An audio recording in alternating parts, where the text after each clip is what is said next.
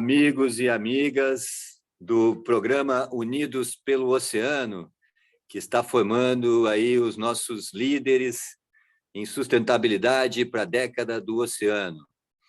Aqui quem está falando com vocês é Éder Zanetti, eu sou um cientista de florestas, a gente pode chamar assim, e vou tratar aqui com vocês do tema da originação de um crédito de carbono. Como que você faz efetivamente, o que você precisa, quais são os passos, e nós vamos falar aqui sobre 12 passos, para que você tenha, no final, um crédito de carbono originado, e aí eu vou explicar um pouco como que funciona as transações com esse crédito de carbono, depois aonde que você vai registrar eles, tá bom?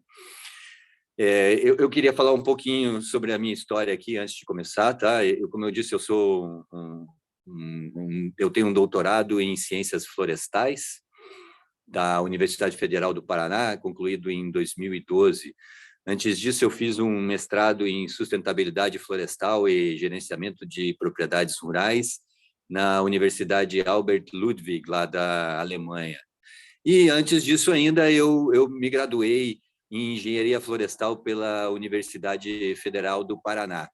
Essa minha trajetória nos mercados de carbono, ela vai começar lá no ano 2000. E eu vou fazer um pouco de histórico para vocês do que aconteceu antes, mas, enfim, desde o ano 2000 eu tenho trabalhado nesse mercado de carbono. A minha primeira venda de carbono foi de um projeto de reflorestamento na zona de amortecimento do Parque Nacional do Tapajós, né? O trabalho que a gente fez foi numa plantação de café do seu Valdomiro. Nós plantamos 367 árvores em 3 hectares que ele tinha, com plantação de café. Então, em torno de 120 árvores por hectare para fazer o sombreamento do cafezal dele. Nós produzimos o documento de originação desse crédito de carbono e vendemos na Suíça para uma empresa que entregou isso para os seus funcionários como um presente de final de ano. O presente de Natal deles, dos funcionários, foi receber crédito de carbono de reflorestamento lá na Amazônia brasileira, tá bom? E depois disso eu evoluí nessa carreira de ESG corporativo. Então eu iniciei a carreira trabalhando aí lá na Floresta Nacional do Tapajós. Depois disso eu trabalhei no Serviço Florestal Canadense, em várias organizações das Nações Unidas, né? Eu tenho uma passagem no Programa das Nações Unidas para o Desenvolvimento, fui revisor do inventário brasileiro do gás do efeito estufa em 2015, eu tenho uma passagem também pelo Programa das Nações Unidas para o Meio Ambiente, trabalhando junto com o Global Environmental Fund. Aí no Brasil, nós elaboramos um projeto e conseguimos o recurso para 3 cidades brasileiras implantarem algumas ações de combate às mudanças climáticas. Eu também trabalhei com a FAO, Organização das Nações Unidas para a Alimentação, num projeto de pagamentos por serviços ecossistêmicos na América Latina. Trabalhei também com a CEPAL, né, que é o representante da FAO aqui na América Latina, lá em Santiago, num projeto também de pagamentos por serviços ecossistêmicos aqui na América Latina. Tenho também outras passagens pelo Banco Mundial, né? Eu trabalhei aqui como consultor no Brasil, elaborando inventários de gás do efeito estufa, planos de ação e de mitigação que envolveram $2 bilhões em investimento em 31 cidades brasileiras. E atuo como diretor de sustentabilidade, ou diretor de ciências do empreendimento Green Farm CO2 Free, que eu estou aqui no Egito, no Sharm el Sheikh, na COP27, exatamente para apresentar no estande do Brasil aqui, com o Ministério do Meio Ambiente, com o Ministério das Relações Exteriores, o caso da Fazenda Porto Bonito, do projeto Green Farm, que há 12 anos comercializa créditos de carbono com algumas das maiores empresas do Brasil e do mundo. Então, eu resumiria essa ação de carbono aqui. Bom, eu também sou membro, né, do painel de metodologias florestais da UNFCCC, então, o painel que aprova ou desaprova as metodologias para geração de créditos de carbono de projetos de floresta na UNFCCC. E, bom, atuo lá junto à registradora brasileira também, no sentido de orientar a estruturação dela, e eu vou falar um pouco aqui sobre a PNBSAI, que é a primeira plataforma de registro de créditos de carbono no Brasil. Ok? Bom, essa seria a minha história, o meu histórico como profissional, mas ele vem de uma ruptura. Então, eu vou falar um pouquinho para vocês. Desculpe eu estar me delongando na minha história, mas o que aconteceu antes disso? Eu fui para a Amazônia com 4 anos de idade. O meu pai trabalhou desde a década de 50 com o Exército Brasileiro na Amazônia Brasileira. O Exército tinha batalhões aí, né, em vários locais espalhados pela Amazônia Brasileira, e o meu pai tinha uma rede de distribuição de cereais e também de legumes, enfim, ele entregava esses alimentos para os batalhões. E foi por isso que eu fui aos 4 anos de idade lá para Manaus, que foi a primeira cidade que eu morei na Amazônia. Depois disso, nós abrimos serraria, né? Eu ainda era um jovem menino, com 9 anos de idade, 8 anos de idade. O senhor, meu pai, tinha uma serraria em Vilhena, em Rondônia, assim que abriu a estrada lá. E nós fomos residir em Vilhena, lá na serraria. E tivemos essa serraria do ano aí de 78 até 85. Em 83, nós abrimos outra. Nessa época, eu já trabalhava bastante, né, nesse ramo madeireiro tropical. Abrimos outra serraria, a primeira serraria lá do município de Juína, no Mato Grosso. E funcionamos nessas 2 unidades industriais até o ano de 1985, quando começou a acontecer uma virada ambiental, eu diria, no Brasil, e o uso da terra começou a ser criminalizado, né? Começou uma série de regulamentações.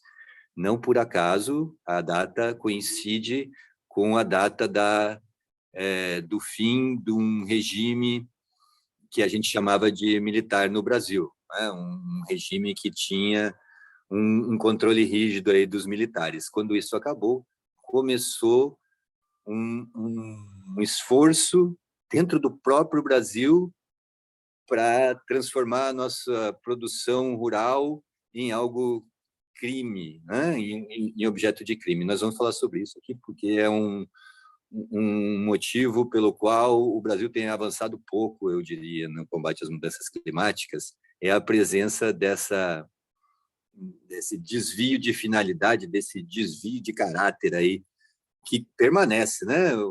Tentou se modificar, mas permanece agora no seio do inventário brasileiro de gases do efeito estufa. Bom, de qualquer forma, em 1985 nós começamos a sentir uma pressão muito grande e decidimos encerrar as operações industriais e passamos a operar somente no comércio de madeira tropical. Então, eu trabalhei nesse comércio de madeira tropical de 1985 até o ano 2000. Basicamente, nós fazíamos aproveitamento de madeira na Amazônia, né? A Amazônia é muito rica em biomassa florestal. Então, as serrarias da época ocupavam muito pouca madeira, né? Serravam aquelas pranchas enormes, largas, compridas, e o resto da madeira era tudo jogado fora, queimado. Então, o que nós fazíamos era pegar este material, limpar, retrabalhar ele e transformar ele no que se chama hoje no mercado de short. Então, nós começamos a trabalhar com as madeiras de medidas menores e larguras menores, menos comprimento, menos largura, para fazer um aproveitamento maior do material. E, olha, claro, a gente tinha milhares de clientes no sul do Brasil, e nós começamos a atender eles com isso. Eles fabricavam cadeiras e mesas, eles não precisavam de pranchas de 8 metros de comprimento com 80 de largura, né? Então, este veio industrial, a Amazônia brasileira ainda precisa desenvolver. Ela ainda acredita que precisa serrar árvores gigantescas, e o mercado não compra isso. O mercado quer material leve, fácil de trabalhar, que venha pré-cortado na medida que ele vai usar. Né? Então, ainda há muito desperdício na Amazônia de biomassa por conta disso. De qualquer forma, atuei nesse mercado e morei em vários locais da Amazônia brasileira. Depois de Manaus, depois de Vilhena, depois de Juína, eu morei em Pimenta Bueno, lá em Rondônia também, em Alta Floresta, no Mato Grosso, eu fui professor, morei em Santarém, lá no Pará, morei também em Panamaribo, no Suriname, morei em Lima, no Peru, e depois no Paraguai, na região lá já do Chaco Paraguaio. Então, eu tenho uma história com a Amazônia brasileira de 50 anos de idade, praticamente. E no ano 2000, essa minha vida de comércio de madeiras foi interrompida. Eu deixei esse setor industrial, o setor comercial, e me dediquei a essa carreira de ciência. Nessa carreira de ciência, eu cheguei, como eu comentei aqui, eu sou a ser pesquisador titular da Embrapa, do Centro Nacional de Pesquisas Florestais, no tema de mudanças climáticas e serviços ambientais da floresta, e ocupei a mesma cadeira aí nos programas das Nações Unidas e ocupo na UNFCCC, tá bom? Então, esse é um pouquinho do histórico para situar aqui vocês com quem estávamos falando. Bom, entrando especificamente aqui no tema da geração do crédito de carbono, eu vou falar especificamente sobre a geração do crédito de carbono de floresta, o que a gente precisa fazer, e também vou falar especificamente do crédito de carbono de floresta de reflorestamento e produção de madeira, porque existe uma crença que é bastante desvirtuada, de que você pode gerar crédito do que você tem estocado na sua área. Então, você mede o seu estoque e aí você evita desmatar aquele estoque e, com isso, gera crédito. Olha, isso é um absurdo muito grande, porque, você veja bem, uma floresta que está clímax, uma floresta adulta, se você não fizer nada com ela, ela tende a degradar. Ela vai entrar em processo de degradação. A degradação, conceitualmente, é perda de produtividade. Então, se você não tem produtividade numa área, ela está degradando. Você pode perguntar para um produtor de soja qual que é a área degradada dele, ele vai saber, é que está produzindo menos. Para um produtor de gado, é a área que está sustentando menos cabeças, menos reses. Isso é degradação, está acontecendo uma degradação na pastagem. Uma floresta, se ela para de produzir madeira, ou se ela deixa de ter uma produtividade acentuada de madeira, ela entrou em degradação. Bom, o processo de reverter essa degradação é um processo de gestão florestal. Vejam bem, o Brasil utiliza, na gestão de florestas, um outro grande equívoco, que é você fazer corte seletivo com regeneração natural. Isso é um absurdo, é um absurdo. Reduz o potencial de geração de biomassa da floresta, faz ela entrar em degradação e, mais do que isso, favorece a competitividade de vegetação secundária. As florestas não perturbadas de áreas protegidas imensas na Amazônia brasileira, nos últimos 50 anos, perderam 20% do volume de árvores. E isso é devido a um processo de degradação florestal, porque a floresta está abandonada, as lianas, os cipós, a vegetação rasteira, os arbustos, eles estão tomando conta, são muito mais competitivos num ambiente fertilizado de CO2. Num ambiente fertilizado de CO2, que é o que nós temos hoje pelo mundo, 40% a mais de CO2, você tem 30% a mais de produtividade nos trópicos. Então, esta fertilização de CO2, quando ela atinge as florestas nativas, ela tem duas consequências. A primeira consequência, acelera a mortalidade das árvores mais velhas. As árvores mais velhas, elas têm uma reação para esse aumento de carbono, no primeiro momento, e depois elas entram rapidamente em uma fase de senescência e acabam morrendo. Então, aumenta muito a mortalidade das árvores mais antigas. E uma segunda consequência, o aumento da competitividade da vegetação secundária, né, que vive de períodos anuais, então todo ano ela está se renovando e se tornando mais competitiva, enquanto as árvores têm ciclos de 50 anos, se a gente pegar por baixo. Então, nos 50 anos que nós tivemos enriquecimento de CO2 na atmosfera, as plantas secundárias evoluíram muito, e as árvores estão lá, as mesmas, né? Morrendo de velhas ou morrendo de doente pelo excesso de CO2. Não tem essa capacidade de assimilar. E isso vai ser acelerado nos próximos anos. Se nós não tivermos um olhar urgente de intensificação de uso das florestas na Amazônia brasileira, nos próximos anos, esse processo de degradação e de ocupação pela vegetação secundária, ele vai se acelerar. Porque as árvores resistiram até agora elas vão morrer com mais facilidade e a vegetação secundária está ainda mais competitiva. Bom, esse é um comentário sobre receber créditos para manter estoque, né, e evitar degradação. A degradação vem de você não trabalhar o seu estoque, tá bom?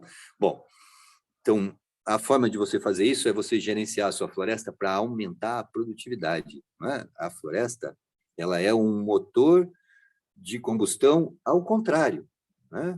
É um motor fotossintético.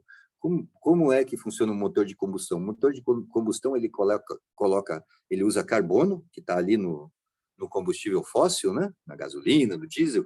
Este carbono, cada litro de diesel, 600 gramas é carbono. Então, este carbono é colocado em contato com um oxigênio e uma fagulha aí do carro, causa uma explosão, expande, né?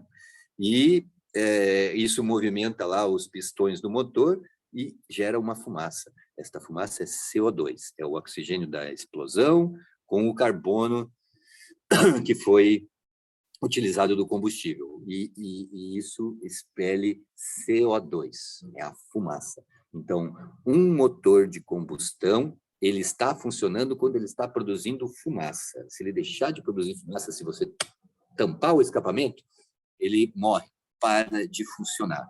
Então, é essencial para que um motor de combustão funcione que ele esteja produzindo fumaça. Se ele não estiver produzindo fumaça, o carro está lá parado, o carro não gera emissão. O carro não gera emissão, tá? O que gera emissão é queima de combustível fóssil que produz fumaça. Muito bem. E a árvore? A árvore é um motor fotossintético, né? Ela opera exatamente ao contrário. Ela pega o CO2 daquela fumaça quente, e aí ele, em presença de água, resfria esse CO2 e retira o oxigênio, né? Principalmente durante o seu crescimento, retira o oxigênio e incorpora o carbono na sua biomassa. O tronco das árvores, os frutos, as sementes, os galhos, eles são carbono que foram retirados da atmosfera por esse motor fotossintético. Agora, este motor fotossintético, exemplo do que acontece com o motor a combustão, ele também entope, ele satura, nós chamamos isso de saturação de biomassa. Se você não retirar esta biomassa que ele está produzindo, quer dizer, se você não retira esta madeira da floresta, ela entope e ela morre, ela para de funcionar. Exatamente como o motor a combustão, o motor fotossintético para de funcionar se ele entupir de biomassa. Então, é essencial que nós retiremos essa biomassa para que seja mantido esse processo fotossintético, tá? E existe um ótimo, quando a gente trata com vegetação, para você fazer essa retirada de biomassa. E é quando cruzam as curvas do incremento médio anual com a curva do incremento corrente anual das florestas. Aí você tem um ponto ótimo para você explorar aquela floresta para que ela se mantenha produtiva, para que ela não entre em degradação, tá bom? Então, esta é a lógica que deve orientar a criação de créditos de carbono. Você precisa, no setor florestal, né, e também em qualquer outro uso da terra, você precisa retirar o CO2 da atmosfera e transferir ele para algum produto que vai voltar para a sociedade. Você investir somente ali no cultivo da terra é um equívoco, porque isso, desculpe, isso tem limitação, vai até o ponto de saturação, ok? Muito bem. Isso posto, o que é que eu preciso fazer lá na minha propriedade rural para gerar créditos de carbono? Ok. Você tem aí 12 passos que a gente vai expor agora para vocês, tá? começando com a titularidade da terra, passando sobre a atividade que você vai fazer, o registro dessa atividade oficialmente, como que você vai gerenciar essa atividade ao longo dos anos. Isso é a parte da propriedade rural, certo? E aí, para a geração do crédito de carbono, você tem que fazer um estudo, estudo de linha de base aí dessa sua atividade, e com isso você vai gerar uma nota de ideia de projeto que já pode ser registrada, tá? Na plataforma de registro brasileira. Essa nota de ideia de projeto, ela vai ser um resumo do que você vai fazer na tua atividade de projeto. Vamos dizer, por exemplo, eu vou reflorestar 1 hectare lá na minha reserva legal. Tá? Então, você faz todo o processo de regulamentação disso na sua propriedade rural, depois você vai fazer o processo de registro do crédito de carbono. Então, você faz a sua nota de ideia de projeto e estabelece com ela a sua linha de base, o que está acontecendo hoje e o que eu vou modificar com aquele meu plantio de árvores, que vai gerar uma adicionalidade, quer dizer, eu tinha uma área degradada, uma pastagem, e eu reflorestei. A pastagem tem uma determinada quantidade de CO2 que ela sequestra por ano e transfere para o gado. Né? Então, isso você contabiliza, é a sua linha de base. Aí você plantou as árvores, você vai aumentar este sequestro de carbono, supostamente. E quando você aumentar este sequestro de carbono em relação à sua linha de base, aí você tem um documento de atividade de projeto que você pode produzir. Certo? Você entendeu que a sua atividade vai gerar créditos, você implementa ela. Né? E aí, o documento que descreve essa atividade que você implantou chama-se documento de atividade de projeto. Depois disso, você vai fazer o registro desse documento lá numa plataforma, ele vai ser auditado por um terceiro independente que vai validar o seu projeto, certo? Ele vai dizer, não, eu tinha previsto que eu vou plantar isso em 30 anos, e em 30 anos isso vai gerar tanto de créditos, um auditor vai olhar e vai falar, não, está certo, os cálculos estão certos, tudo que ele tem feito vai levar a sequestrar essa quantidade de carbono. Muito bem, esse projeto validado é registrado, isso é o que hoje se chama uma CPR verde, né? Ele está adiantando o que você vai gerar de carbono nos próximos anos. E aí nós entramos num período de monitoramento, né? Onde são monitorados aquelas estimativas que eu tinha feito no meu projeto anterior. E a cada monitoramento, pode ser anual, bianual, eu vou gerar um crédito verificado. Certo? Esse crédito verificado é o que pode neutralizar emissões de gás de efeito de estufa de outras empresas, porque ele efetivamente retirou o CO2 da atmosfera que uma determinada empresa tinha emitido. E depois que essa empresa usar este crédito verificado para reduzir as suas emissões, ele vai ser cancelado na registradora, é o que a gente chama de aposentadoria. Então, estes são os passos para você gerar o crédito de carbono. Agora eu vou tentar descrever eles em detalhes aqui para vocês, tá bom? Então, a gente começa com aqueles 4 primeiros passos para regulamentar a atividade dentro da propriedade rural, ok? Então, vamos imaginar uma propriedade de 200 hectares, né, que tem 30 hectares de reserva legal, portanto, aí na região sul, sudeste do Brasil. Portanto, tem um déficit de 10 hectares, certo? Bom, aquela minha propriedade que está com os 200 hectares e que tem 10 hectares a menos de reserva legal, está irregular lá no Cadastro Ambiental Rural, certo? Então, o que eu preciso fazer? Eu preciso regulamentar a situação da minha propriedade. E isso passa pela, claro, a titularidade da terra. Então, ela tem um registro de propriedade, um documento de matrícula que coloca ela no nome de alguém. Ela tem uma taxa que ela recolhe todo ano, né? O CCIR da propriedade rural. Tem as declarações que ela tem que fazer todo ano. Tudo isso precisa estar em dia para que aquela propriedade esteja pronta, seja apta para gerar um crédito de carbono ou para absorver aquela atividade. Bom, então o meu primeiro passo é ter a propriedade, titularidade, e olha, é posse e titularidade. Você tem o documento no seu nome e você está efetivamente atuando naquela propriedade, tá? Porque não adianta você ter só o documento e você não estar lá, aquelas áreas isoladas onde não tem ninguém. Muito provavelmente você não vai gerar crédito nenhum de coisa alguma, né? Você precisa ter gente trabalhando. O uso antropogênico da terra que faz com que ela gere qualquer tipo de crédito de serviço ecossistêmico ou serviço ambiental. Bom, então eu primeiro regularizei a minha propriedade, né? Eu fiz as declarações necessárias, vou lá no órgão ambiental e digo, ó, tudo bem, falta 10 hectares, eu vou colocar esses 10 hectares, vou fazer um reflorestamento. Ah, você vai fazer um reflorestamento, certo. Então, agora você tem que regulamentar este reflorestamento, certo? Para você poder fazer um reflorestamento, você tem que ter mudas. Então, começa por aí. Você vai produzir as mudas você mesmo, comprando sementes, coletando sementes, ou se você vai comprar as mudas de alguém, tá? Você pode optar por qualquer uma das duas alternativas. Você decidiu fazer isso, aí você tem um contrato, né? Você mostra o seu contrato, aí você leva lá para o órgão ambiental e fala, tá aqui, ó, já contratei, vou reflorestar os 10, tá bom? Ele vai falar, tá bom, pode reflorestar. Então, você vai, faz o reflorestamento, né? Se nós já estamos no terceiro passo, já fiz o meu reflorestamento, e eu vou registrar este reflorestamento lá com o meu órgão ambiental. Eu quero receber créditos, né? Eu vou registrar ele como uma reposição florestal ou simplesmente como um reflorestamento, para que eu tenha um documento oficial que comprova que sim, eu fiz aquela reposição florestal. Muito bem. Aí eu passo para o meu passo seguinte de ter feito a reposição florestal, que é como eu vou gerenciar isso ao longo dos anos. Isso é normalmente feito com um plano de manejo florestal, que pode ser uma exigência regulamentar dos órgãos ambientais ou não, mas ele vai ser uma exigência da geração do crédito de carbono. Então, é importante que a gente tenha um plano de gestão dessa floresta, o que a gente vai fazer com ela ao longo dos anos em que a gente pretende gerar créditos de carbono dela, ok? Então, com estes 4 primeiros passos, eu regulamentei a minha atividade florestal. Eu ainda não entrei no campo do crédito de carbono.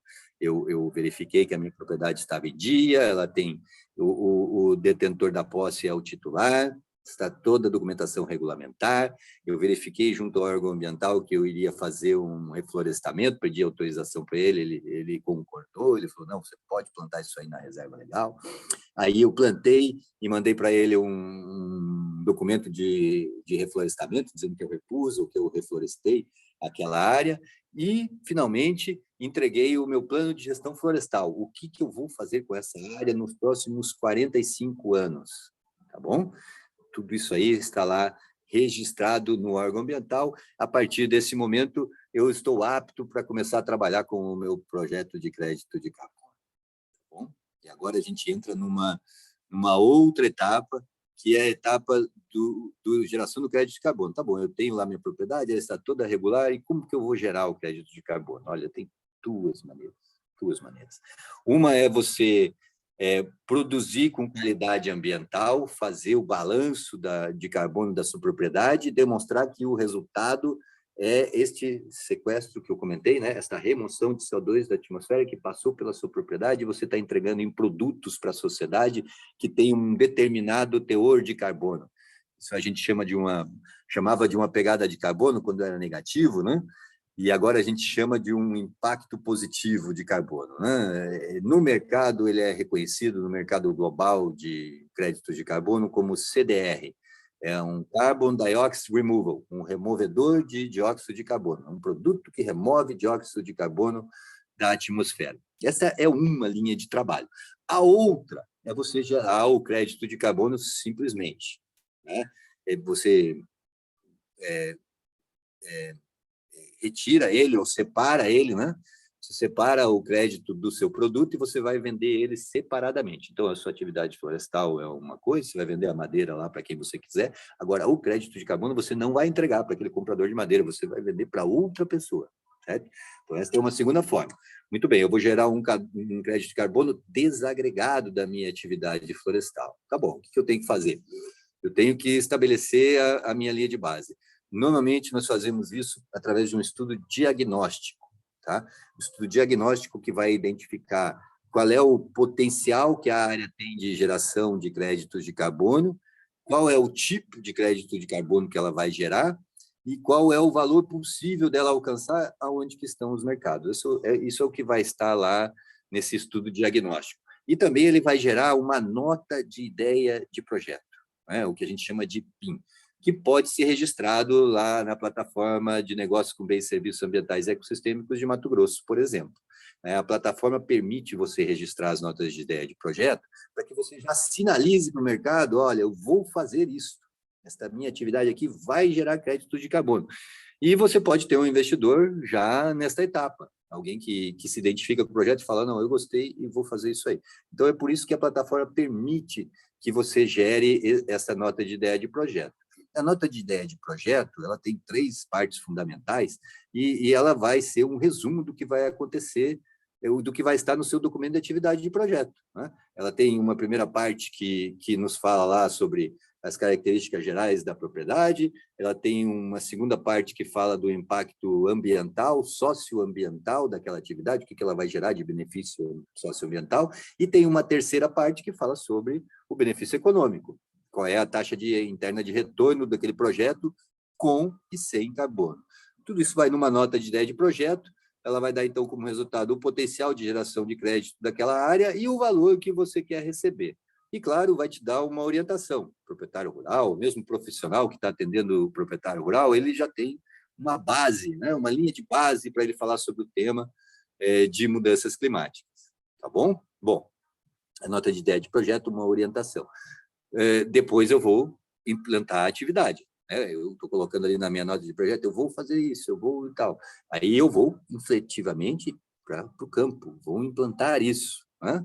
E, claro, na nota de ideia de projeto, a atividade tem que estar bem adiantada, né? Eu já falei sobre isso anteriormente. Então, antes de você começar o projeto de carbono, você está com um plano de manejo já na sua mão, certo? Então, tudo que vai acontecer ali com a sua floresta, você já tem domínio.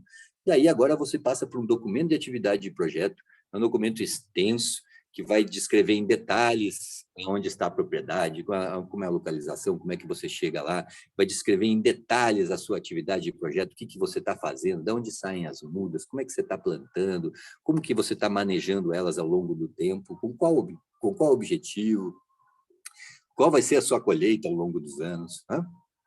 E vai também detalhar os impactos sociais e ambientais do projeto, né? Quem está se beneficiando, quais são quem é da sociedade que está envolvido, quem são os grupos de interesse que foram consultados, tá bom?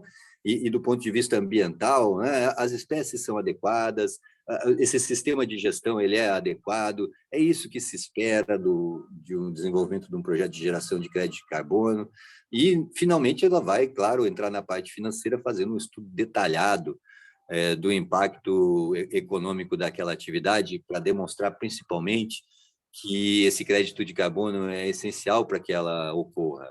Sem esse crédito de carbono, ela vai ter pouca atratividade do ponto de vista econômico-financeiro. Muito bem. E no DAP, então, isso é resolvido com uma questão de adicionalidade, né? Nós temos 2 questões importantes na construção do documento de atividade de projeto. Primeiro é a elegibilidade, saber se aquela atividade que eu estou fazendo ela é elegível para gerar créditos, com base em uma determinada metodologia MRV, metodologia para mensurar, relatar e verificar os créditos de carbono. Né? Então, isso tudo é verificado dentro desse documento de atividade de projeto. Eu já vou falar sobre a metodologia, tá?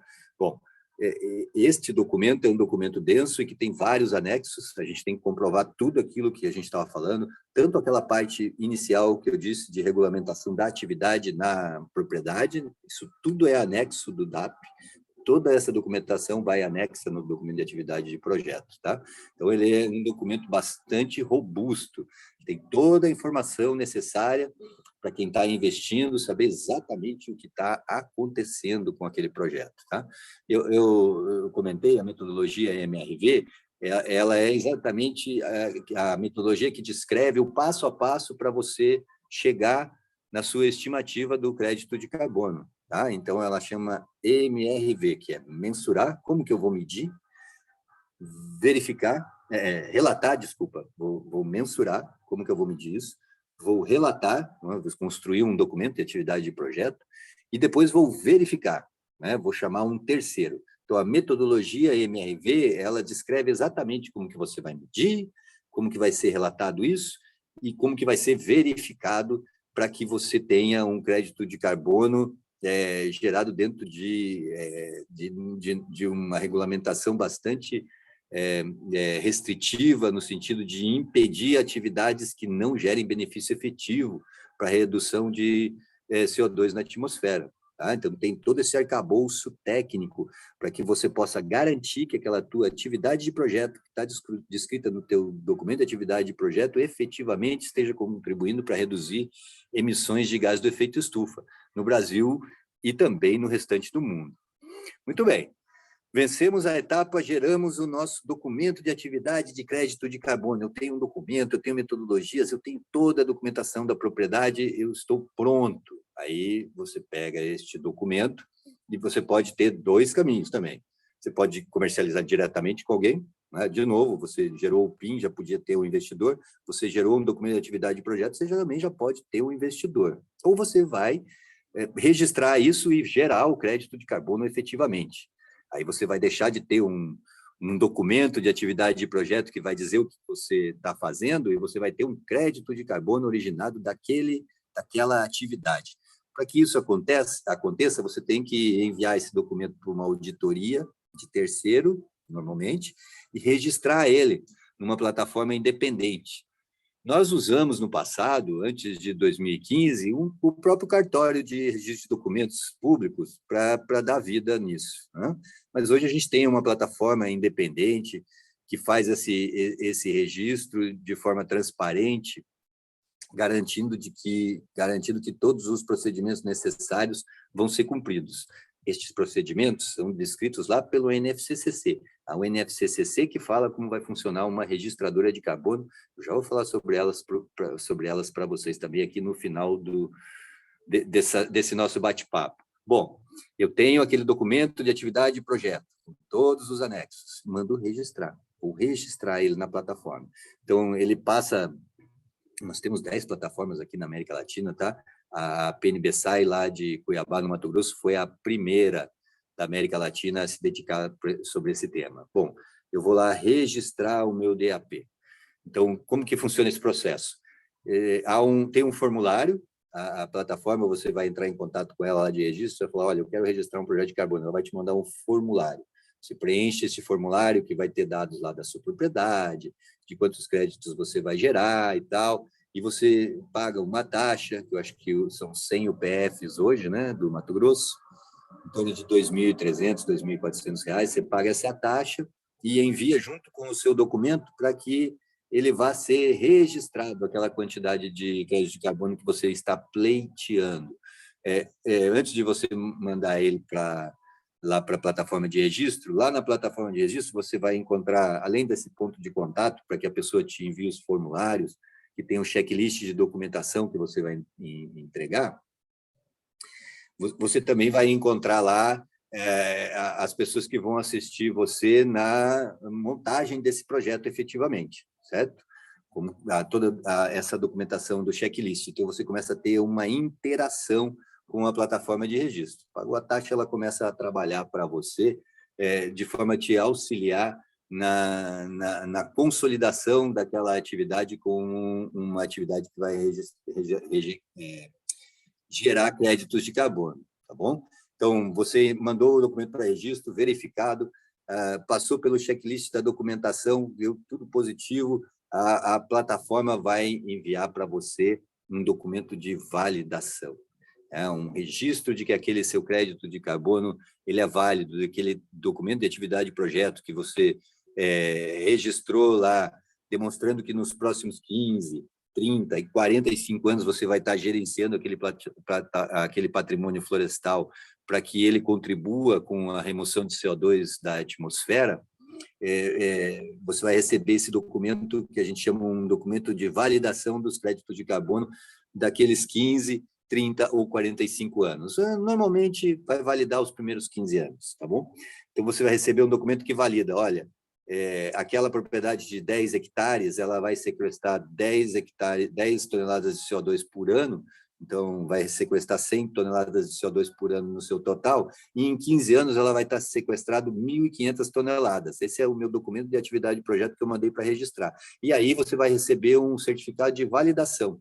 Ela vai dizer, olha, foi verificado por auditoria de terceiro de que aquele documento de atividade de projeto que pleiteava 1.500 toneladas de CO2, ele está positivo. Ele vai realmente gerar aqueles créditos de carbono. Então, você pode emitir esse título. Este título, né, esse título de validação do meu crédito de carbono, ele é hoje o que a gente chama de CPR verde. Né? Então, a CPR verde nada mais é que um instrumento financeiro para colocar no mercado esta promessa de entrega de carbono, não é? Um crédito do produtor rural, onde ele demonstra o que ele vai fazer. Isso passou por uma registradora, foi auditado por terceiro independente, está registrado independentemente. Você tem todos os elementos para que essa atividade seja registrada como uma CPR verde e vá para as bolsas, ok? Então, o documento de validação do crédito de carbono é o que dá suporte para a emissão de uma CPR verde. Então, aí a gente conseguiu um instrumento financeiro que vai poder ser usado pelo produtor rural para alavancar recurso e implantar a atividade, ok? Bom, uma vez implantada aquela atividade, nós entramos no que a gente chama de um período de monitoramento e verificação, não é? Como eu comentei, a gente validou um projeto, onde a gente diz o quanto que ele vai sequestrar de carbono no futuro. Daqui a 15 anos eu vou ter sequestrado 1.500 toneladas. Vão ser 100 toneladas por ano. Ótimo, foi validado. Agora eu começo um processo de monitoramento. Então, eu estou no ano 0, eu disse que eu vou fazer nos 15 anos. No próximo ano, eu vou medir se, de fato, foi sequestrado 100 toneladas de CO2 daquela atividade. Então, é o produtor rural que faz isso. Você vai lá na sua propriedade, num reflorestamento de 10 hectares que você implantou, mede o quanto que ele cresceu naquele ano e produz um documento de monitoramento. Né? Ele é bem mais simplificado do que o DAP, mas ele está atrelado no DAP. Então, lá no DAP, você disse, no documento de atividade de projeto, você disse o que você ia fazer, no documento de monitoramento, você vai vir e vai falar, olha, aquilo que eu fazia, que eu disse que eu ia fazer, eu estou comprovando aqui que eu fiz. Tá? Então, lá na metodologia MRV, vai existir um quadro que vai dizer exatamente o que você vai monitorar, quais são os elementos, quais são os fatores que você vai monitorar ao longo dos anos para comprovar aquilo que você está dizendo que vai fazer em termos de remoção e estoque de carbono nos produtos florestais madeireiros. Tá bom? Então, é o documento de monitoramento que diz isso. Você produz esse documento de monitoramento, manda de novo lá para a plataforma, contrata um auditor que vai estar registrado lá na plataforma para que ele verifique aquele seu documento de monitoramento. Né? Ele validou o seu projeto de carbono lá atrás, pode ser o mesmo auditor ou não, ele validou o que você iria fazer, agora ele veio verificar se você fez. Tá? Neste processo de verificação, podem ter desvios tanto para cima ou para baixo, que vão ser corrigidos lá pela plataforma registradora do crédito. Tá? Mas o importante é que ele tenha passado por essa auditoria de terceiro, que verificou o que aconteceu, e aí você vai entregar lá no órgão ambiental toda aquela documentação dizendo que a sua propriedade está regular, e mais o seu documento de monitoramento com o parecer do auditor que verificou aqueles créditos. E aí, neste momento, a plataforma de registro vai te emitir um certificado de verificação dos créditos. É o que o mercado chama de vintage. Ela vai dizer, olha, aquilo que ele disse que ia fazer, ele fez. Lembra daquelas 100 toneladas que ele falou que ia sequestrar no primeiro ano? Está aqui, ó. Foi verificado, o auditor, ele mediu, o auditor foi lá e verificou, e ele, de fato, sequestrou, removeu e estocou aquelas 100 toneladas de CO2. Bom, aí você recebe um crédito verificado de 100 toneladas de CO2, um título ao portador, que agora você pode usar para comercializar com empresas, com investidores, com bancos, com bolsas, com quem tiver interesse no tema. Tá? Então, o crédito de carbono verificado é um título ao portador. Bom, o que acontece com esse título ao portador? Se você foi bastante criterioso no desenvolvimento do seu projeto, você seguiu todas as etapas e teve esta desenvoltura de encontrar o seu comprador, aí você vai poder vender o seu crédito. Né? Vamos dizer, uma empresa de transportes, né? Uma empresa de transporte urbano, que está mais próximo aí da realidade local. Então, você vê os ônibus jogando fumaça na cidade o tempo todo, não é isso? E aonde que ele está? O que ele está fazendo para tirar essa fumaça do ar? Bom, se a empresa não tem o seu próprio reflorestamento, não tem as suas próprias estratégias de retirar o CO2 do ar, ela vai poder comprar este crédito que foi dessa emissão de CO2 que foi efetivamente retirado da atmosfera por um terceiro. Então, você pode, junto a terceiros, buscar esses créditos verificados de carbono. A gente já sabe, eu já falei, que a empresa pode comprar lá quando está emitido o validado, que é a CPR verde, ela pode comprar quando você emite o documento de atividade de projeto sem registrar, e ela pode comprar na fase da nota de ideia de projeto.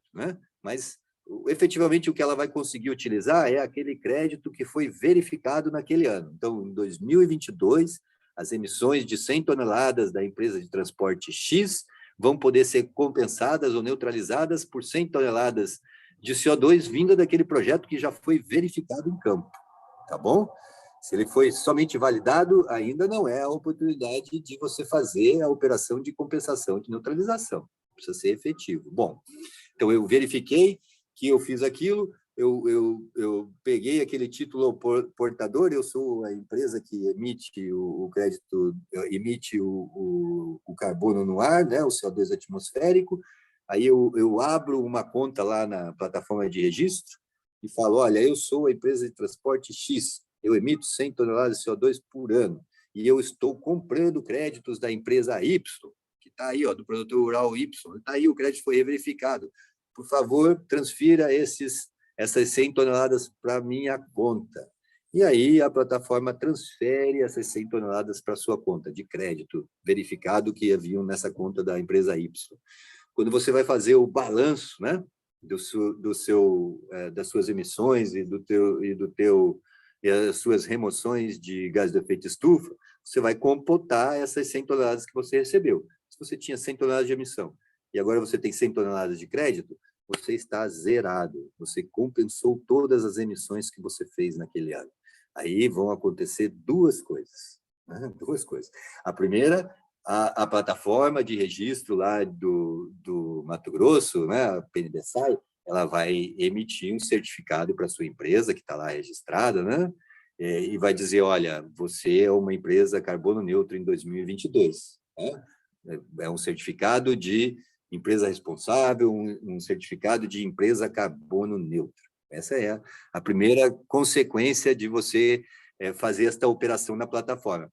A segunda é que aquele crédito que for usado para neutralizar as suas emissões, ele tem que ser contabilizado lá na plataforma como um crédito que a gente chama de aposentado. O que quer dizer um crédito aposentado? Quer dizer um crédito que passou pelas etapas de nota de ideia de projeto, validação, verificação e foi efetivamente utilizado para compensar as emissões de alguém. Então, este CO2 ele precisa ser contabilizado como um crédito aposentado, associado àquele mesmo espaço territorial onde foi gerado o crédito. Por que isso? Porque você não vai poder gerar aquele crédito de novo. Certo? Se você gerou esse crédito da floresta que cresceu e transferiu a madeira e você gerou aquele crédito ali, você vai ter que gerar outra quantidade de madeira para ter outro crédito. Não vai poder usar este mesmo de novo, tá bom? Então, quando você faz o processo de aposentadoria desse crédito, é que você realmente diz, olha, eu não vou emitir de novo esse crédito, eu já usei. Né? Por isso que é importante ter uma registradora independente, né? Para que a pessoa não se sinta tentada a esquecer de registrar que ela já aposentou aquele crédito que ela não pode emitir de novo. Né? Então, a plataforma é importante para isso. Muito bem, fiz o processo de aposentadoria, vou mandar o certificado para os dois, para o proprietário da terra, né, para informar ele, olha, aquelas 100 toneladas que você usou para neutralizar as emissões da empresa X, foram para uma conta de créditos aposentados aí da sua empresa. E vou emitir o mesmo certificado de aposentadoria para a empresa compradora, para dizer para ela, olha, aqueles créditos que você usou nunca mais vão ser usados por ninguém, eles estão aposentados, tá bom? Então, olha, resumidamente, é isso que a gente tem, são esses os passos que a gente passa, né, que a gente tem que cumprir, as etapas que a gente tem que cumprir para gerar este crédito de carbono, tá bom? Olha, em termos de custo, quanto custa isso. Se você for falar com uma plataforma de registro internacional, a ACR, a Verra, o Biocarbon e outras que existem por aí, você vai perceber que eles têm custos bastante elevados. Então, ela vai cobrar para você registrar o teu projeto, para você registrar a tua nota de ideia de projeto, para você registrar o teu documento de atividade de projeto, valores em torno de $2.500, $3.000. Né? E os auditores, eles chegam a cobrar $50 mil, $100 mil por auditoria de projeto para fazer as validações. E depois valores em torno de $30 mil, 25, $30 mil para fazer as verificações. São sistemas caríssimos e ainda cobram por cada tonelada de CO2 emitida. Né? Em alguns você vai pagar 10 centavos, nos outros você vai pagar 5 centavos, nos outros você vai pagar 10 centavos de dólar, até 40 centavos de dólar para emitir o seu crédito, a taxa que as plataformas de registro cobram. Na plataforma de registro brasileira, esse custo é 10%. Então, como eu disse aqui, você vai pagar lá R$2.500 para abrir a sua conta. Vai conversar com auditores brasileiros. A plataforma ela forma auditores e consultores para produzir os projetos aqui no Brasil. Então, você não precisa contratar alguém da Alemanha, dos Estados Unidos, para vir auditar o seu projeto. A gente tem os auditores aqui no Brasil.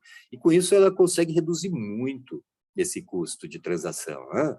Para você registrar um projeto e para você registrar um crédito, por exemplo, o valor máximo é 5 centavos e ele é dividido nas etapas de validação e de monitoramento. Tudo isso para deixar não só a plataforma de registro mais competitiva, mas para que o valor do recurso da geração do crédito de carbono chegue na mão do produtor rural, que ele vá para quem realmente merece, para quem está fazendo a atividade. As outras registradoras, elas promovem os auditores, as empresas de consultoria, né? Eles ficam com boa parte do resultado dessa atividade de geração de crédito de carbono. A plataforma de registro foi criada exatamente para evitar isso e para fazer com que a qualidade ambiental brasileira passe a fazer parte dos produtos. Tá? Ela segue 6 etapas fundamentais que são regulamentadas lá pela UNFCCC. Tá? Então, ela tem o sistema de registro, ela tem o sistema de registro eletrônico independente, ela tem um sistema de validação dos projetos, ela tem uma sistemática de verificação dos projetos, você já sabe o que é, acabei de dizer, ela tem uma sistemática para fazer a emissão dos certificados, né? A emissão do crédito, para fazer a reemissão do crédito, se isso for necessário, quando eu faço a renovação do período, né? E também para você fazer esta aposentadoria. Então, todos esses passos e essas etapas que eu tive comentando aqui são regulamentados lá pela UNFCCC e seguidos por todas as plataformas de registro do planeta. A plataforma lá brasileira, como ela é mais antiga, ela tem muito mais funcionalidades. Né? Ao longo dos anos, ela foi aprendendo com o mercado outros elementos, né? Não só fazer o registro, geração e emissão do crédito do carbono em si, mas também das emissões, né? Porque aí você tem uma possibilidade de encontrar os dois atores. Só emitir o crédito, a pessoa fica com o crédito na mão e não sabe muito bem o que é fazer. Então, ela possibilita que as empresas também registrem os seus inventários de emissões, declarem as suas emissões anuais e tenham acesso automaticamente a todos os projetos que geram crédito de carbono que estão lá na plataforma. Então, ele é um ambiente criado para que essa negociação entre o comprador e o usuário, o comprador e o fornecedor do crédito do carbono, ela se dê efetivamente, né? Facilita com que os atores possam se encontrar. E ela tem todo um detalhamento, um regulamento extenso, né, com vários capítulos e com vários artigos que definem o seu funcionamento. Eu não vou entrar nesses detalhes aqui com vocês agora. Fica para uma próxima oportunidade falar especificamente sobre como foi desenvolvida a plataforma, qual é o esforço que ela está fazendo no mundo inteiro para ser reconhecida internacionalmente e se tornar uma representante viva aí, não só do Brasil, como da América Latina, da África, da Ásia, dos países em desenvolvimento para atuarem nesse mercado de créditos de carbono. Nós vamos falar sobre isso depois.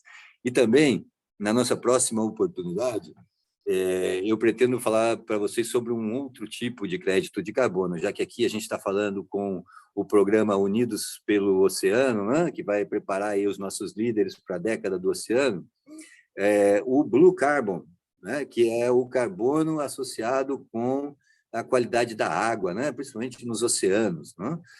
Este Blue Carbon ele tem características especiais, né, específicas dele, porque além dele gerar o crédito de carbono, de remover o CO2 da atmosfera e transformar ele em produtos úteis para a sociedade, ele também vai melhorar, garantir a qualidade de água. Então, ele tem mais benefícios associados, e especificamente benefícios associados aos oceanos. E para você gerar um crédito de carbono do Blue Carbon, você também tem várias alternativas de projetos. Tá?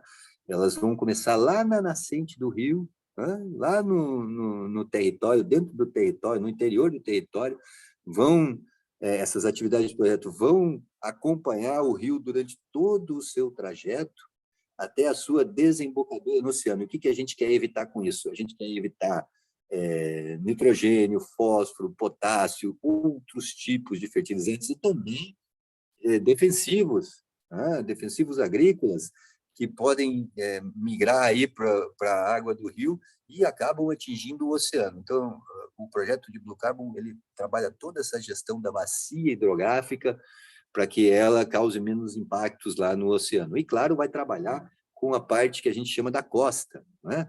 Principalmente aí manguezais, né? Onde, que serve como de barreira para as ondas, né? Barreira para esse movimento do oceano nas suas altas e vazantes. Essa vegetação de mangue e de restinga, ela vai ajudar a manter o solo agregado, e com isso ela consegue fazer um sequestro e uma transferência de grandes quantidades de carbono para esses locais. Né? É um local obviamente, um solo bastante árido, né? Um solo arenoso, areia da praia, onde você tem a incorporação de matéria orgânica pela vegetação. Então, esse ganho de matéria orgânica que acontece no solo é um ganho direto do processo de fotossíntese que vai se acumulando ali na raiz das árvores. Então, a gente vai gerar o crédito de carbono pela atividade de reflorestamento do mangue e também pela atividade de incorporação de carbono nos solos, tá bom? Mas, como eu disse, isso vai ficar para nós detalharmos para vocês numa outra oportunidade. Nesse momento aqui, eu gostaria de me despedir, me colocar à disposição de vocês para esclarecer qualquer dúvida, tá? Os meus endereços de e-mail, o meu contato WhatsApp vão ficar aí com vocês. E qualquer dúvida que vocês tenham sobre o material que fosse apresentado, maiores detalhes, vocês podem conseguir diretamente comigo. Eu queria, mais uma vez, parabenizar aí o Instituto Aqualung pela iniciativa, tá? de fazer essa construção de conhecimento, que é importantíssima para a sociedade, e também de promover, né, esse programa Unidos pelo Oceano. Eu gostaria que contassem comigo desde já. Eu quero estar unido para garantir a sobrevivência dos nossos oceanos. E nesta fantástica iniciativa, que é formar líderes em sustentabilidade para garantir que o Brasil seja bastante efetivo, né, nessa ação pela década do oceano. Tá bom? Foi muito prazer aí estar com vocês, e eu espero que o material tenha contribuído para as discussões.